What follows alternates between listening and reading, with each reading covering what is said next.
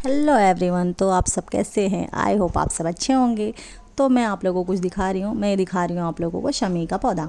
ये है शमी का पौधा और इसे बहुत ही शुभ माना गया है। जैसे तुलसी माता को शुभ माना गया, हम अपने हर दरवाजे पे लगाते हैं, पूजा करते हैं, उसी तरह से इनकी भी पूजा की जाती है। और इनके फूल पत्तों को दुर्गा माता, गणेश जी और शिव जी पे चढ़ाया जाता है।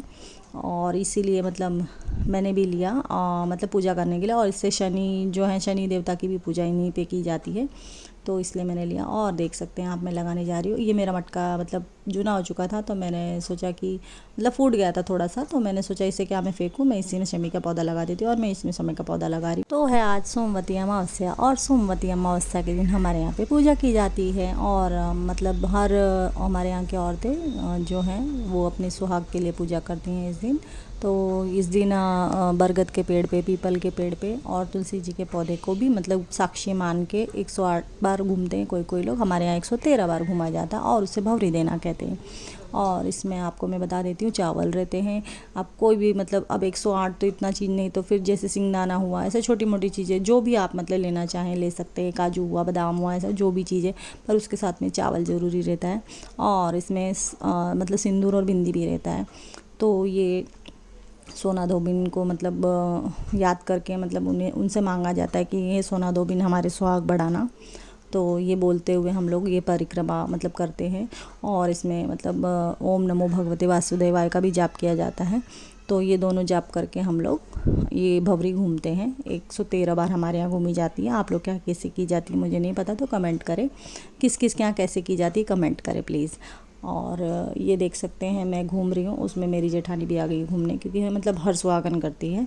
और ये सोमवती अमावस्या जिस दिन सोमवार को पड़ती है, उसी दिन ये सोमवती अमावस्या होती है। तो इसका भी एक टाइम रहता है, मुहूर्त रहता है कि इतने बजे तक ही अमावस्या है। तो आज के दिन तो था, पूरा दिन का था, तो हम लोग ने किया नहीं। तो कभी कभी सुबह का ही रहता है, कभी थोड़ा उससे भी जल्दी का रहता है। तो जैसे टाइमिंग के हिसाब से पूजा की जाती है।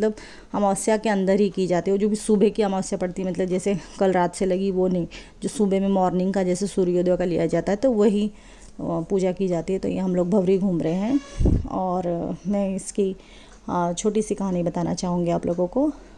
एक ब्राह्मण रहते हैं, उनकी बेटी की शादी नहीं होती रहती है। वो बहुत दुखी रहते हैं कि मेरी बेटी की शादी नहीं हो रही है। तभी एक दिन उनके घर पे एक साधु बाबा आते हैं। तो वो साधु बाबा की सेवा करते हैं, उन्हें खान पान देते हैं। उसके बाद में वो साधु बाबा को अपनी बेटी का हाथ दिखाते, बोलते कि बाबा जी, मेरी बेटी के लिए मैं बहुत दिन से रिश्ते ढूंढ रहा हूँ, मेरी बेटी की शादी नहीं हो रही है, मैं क्या करूँ, मैं बहुत परेशान हो चुका हूँ। तो जब वो साधु बाबा उनके बेटी का हाथ देखते हैं, तो बोलते हैं, अरे इसके हाथ में तो शादी का रेखा ही नहीं है।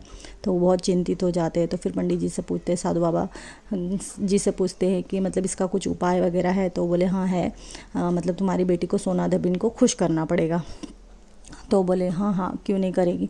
तो फिर वो सोना धोबिन उपाय बताते हैं। तो वो सोना धोबिन कुछ ही दूर पे रहती हैं। तो वो लड़की क्या करती है, रोज़ रोज़ जाती है चुपचाप से, और उनके घर का सारा काम करके चली आती है। ऐसे करते करते बहुत दिन हो जाते हैं। तो जो सोना धोबिन रहती है, वो अपनी बहू से पूछती है कि बहू, तुम सारा काम कर देती इतनी सुबह उठ के फटाफट से। तो बोली नहीं माँ जी, मुझे लगा आप कर देती हैं। तो फिर वो लोग को डाउट होता है कि कौन करके जाता है। फिर वो लोग एक दिन नज़र रखती हैं, तो देखती हैं तो एक लड़की आती है और मुँह ढक के आती है और सारा काम करके चली जाती है। तो वो लोग पकड़ लेती है और पूछती है कि तुम ऐसा क्यों करती हो।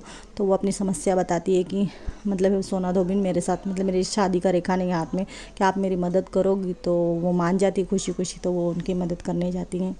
और उनको ये भी पता रहता है कि मैं इसकी मदद करूँगी तो मेरा सुहाग नहीं रहेगा। तो इसलिए वो जिस दिन सोमवार अमावस्या रहती है, उस दिन उन्होंने उपवास रखा रहता है। और वो जाती हैं और वो सिंदूर से उस सोना धोबिन है ना, अपना सिंदूर सामने वाले को देती हैं। इसलिए उनसे सुहाग मांगा जाता है, इसे कहते हैं कि सुहाग मांगना। तो वो दे देती हैं। तो उनको पता चलता है कि उनके पति ऑफ हो गए हैं। लेकिन वो जब वो वहाँ से आती हैं, तो रास्ते में पीपल का पेड़ मिलता है। तो वो 108 बार उसकी परिक्रमा कर लेती हैं। हमारे यहाँ 113 बार की जाती है, वो 108 बार ही करती हैं।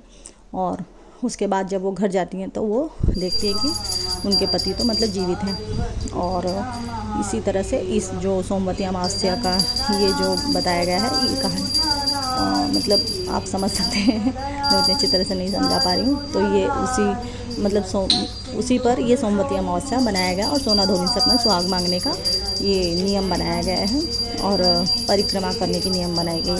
तो यही 113 बार हम लोग घूम के हे सोना डोबिन हमारे सुहाग बढ़ाओ सुहाग बढ़ाओ ऐसे करके बोलते हैं और ओम नमो भगवते वासुदेवा का जाप करते हैं। ये छोटी सी कहानी कैसी लगी, अच्छी लगी तो प्लीज़ कमेंट करना। मुझे जितना समझ में आया, जितना आता था, मैंने उतना आप लोगों को बताया।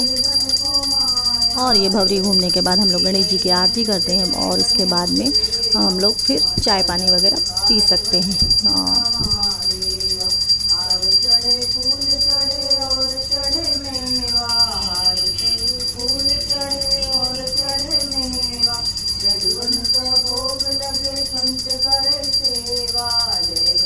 जय गणेश जय गणेश देवा माता जकी पार्वती सीता महादेव मीनन की लाज रखो शंभु। और मैं आप लोगों को बता देती हूँ, जो हम लोग भौरी घूमते हैं, ये जितना भी सामान रहता है ये हमें पंडित को दान करना पड़ता है और ये हम उसी दिन पंडित को दान कर देते हैं। तो आप लोगों को मेरा छोटा सा व्लॉग कैसा लगा, अच्छा लगा तो लाइक करें, शेयर करें, कमेंट करें और मेरे चैनल को सब्सक्राइब करना ना भूलें।